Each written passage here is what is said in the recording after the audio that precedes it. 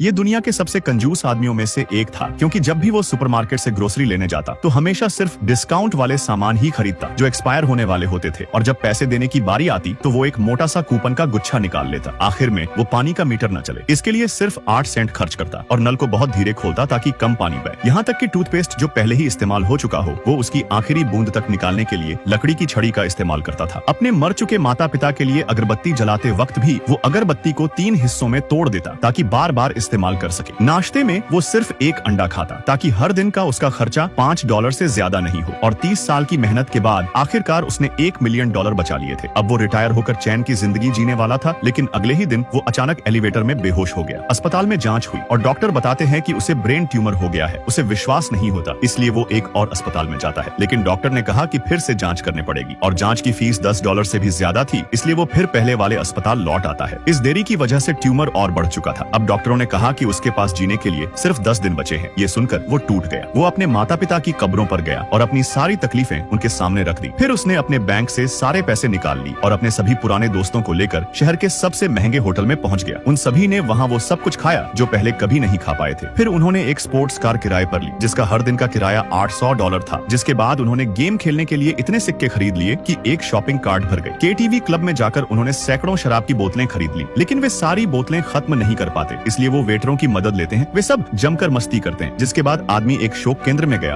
और अपने लिए सबसे बड़े कब्रिस्तान का प्लॉट चुना, और नरक की बैंकों के लिए वो $1 लाख का खर्चा करता है। फिर वो आदमी दफनाने से पहले लगाए जाने वाले मेकअप की सेवा को खुद पर आजमाता है। जिसके बाद आदमी अपने आखिरी बचे दिन में घर लौटता है, लेकिन उसने वहाँ एक एक्सपायर हैम सॉसेज देखा और तुरंत उसे खाने लग गया। अगले ही पल उसे चक्कर आने लगे और वो बेहोश हो गया। उसके दोस्त उसे फौरन अस्पताल ले गए, और जब उसकी आंख खुली तो डॉक्टर उसे बताते हैं कि ब्रेन ट्यूमर का पता लगाने वाली मशीन में गड़बड़ी थी। असल में उसे कोई ट्यूमर नहीं था। जो भी लक्षण थे जैसे उल्टी और बेहोशी, वो सिर्फ पुराने खराब खाने की वजह से फूड पॉइजनिंग हो गई थी।